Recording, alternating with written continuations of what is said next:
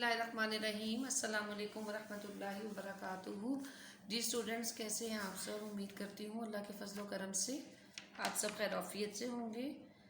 आज हम पाक स्टडीज़ के लेक्चर नंबर 13 का आगाज़ करेंगे। लेक्चर स्टार्ट करने से पहले बेटा दुआ पढ़ लेते हैं। रब्बी इश्रह ली सदरी व यस्सिर ली अमरी वहलुल उक़दतम मिन लिसानी यफ़क़हू क़ौली रब्बी ज़िदनी इल्मा। जी बेटा, आज का हमारा टॉपिक है इल्लामा इकबाल का खुतबा इलाहाबाद।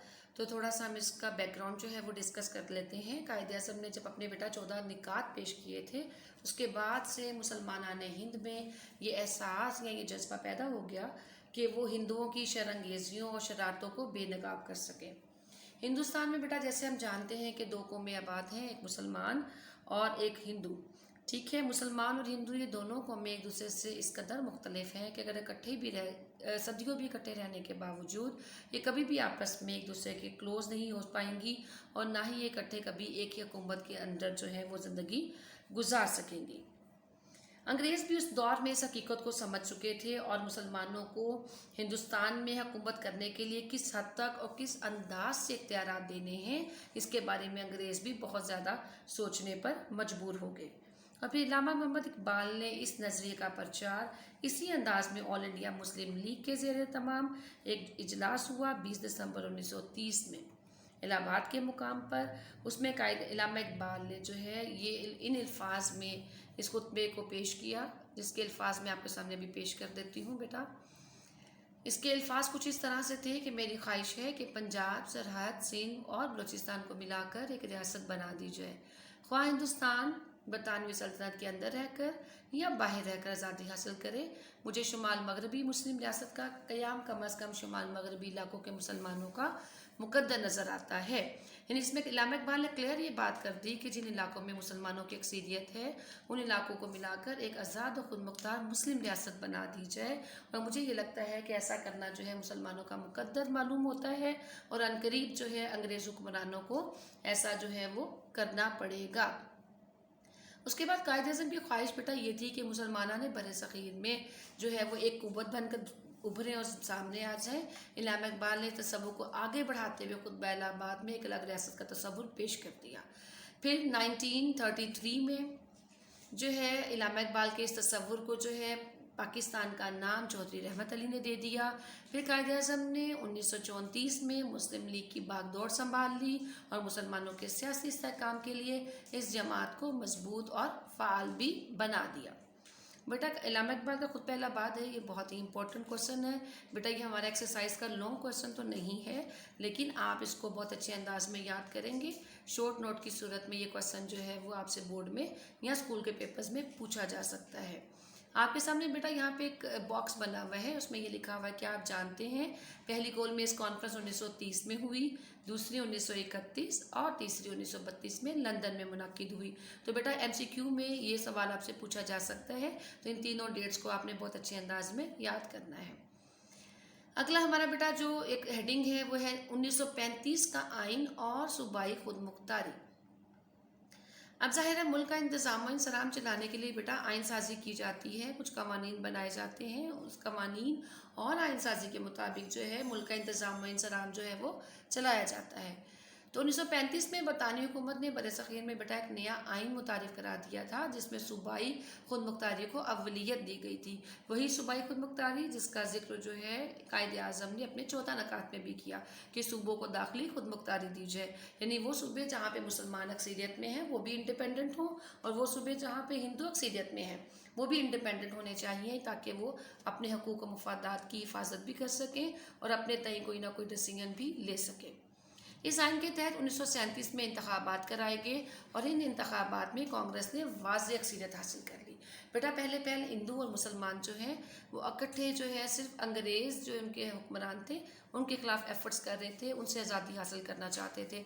लेकिन जब 1937 में कांग्रेस को ज़्यादा वजारतें मिल गई, यानी कांग्रेस को बहुत ज़्यादा सीटें जो है असम्बली में मिल गई, तो उसके बाद अक्सरियत हासिल करने के बाद कांग्रेस ने मुसलमानों की अलग शनाख्त ख़त्म करने का प्रोग्राम बना लिया।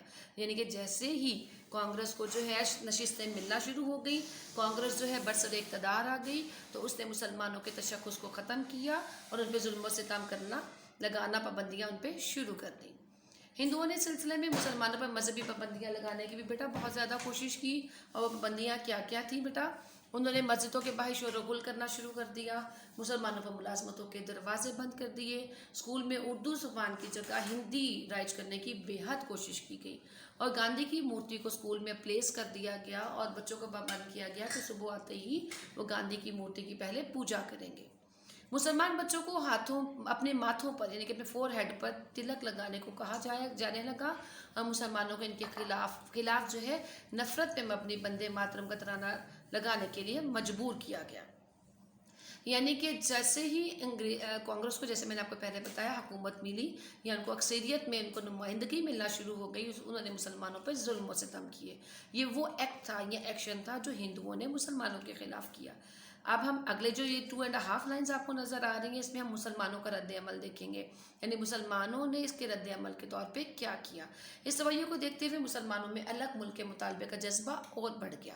جیسے میں نے آپ کو بتایا، پہلے وہ اکٹھے مل کر انگریزوں سے آزادی حاصل کرنا چاہتے تھے، لیکن جب مسلمانوں نے کانگریس کی صورت میں ہندوؤں کا یہ اس قدر جو ہے سخت رویہ اور اس قدر جو ہے منفی رویہ دیکھا، تو مسلمان جو ہے سوچنے پر مجبور ہو گئے کہ ان کو اپنا ایک الگ وطن حاصل کرنا چاہیے اور اپنے آپ کو جو ہے ایک سیاسی جماعت کی صورت میں منظم کر لینا چاہیے۔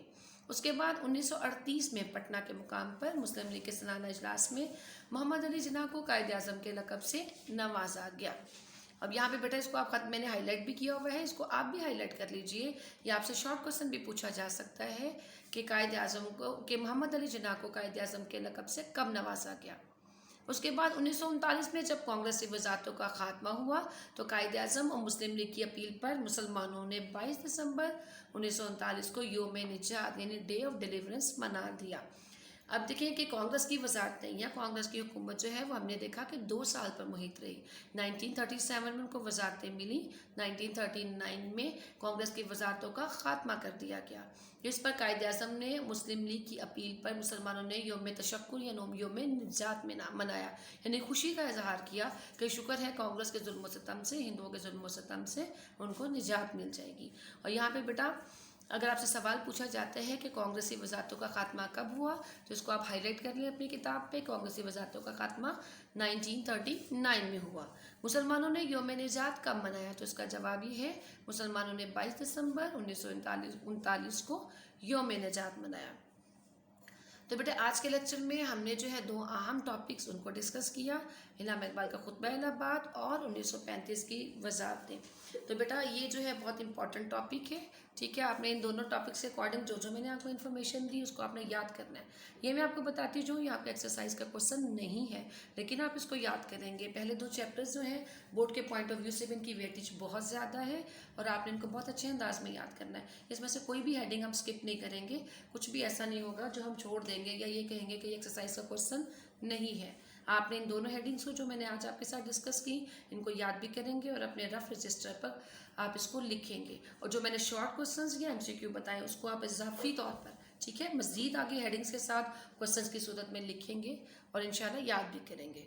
تو ملتے ہیں بیٹا اگلے لیکچر میں۔ السلام علیکم ورحمۃ اللہ وبرکاتہ۔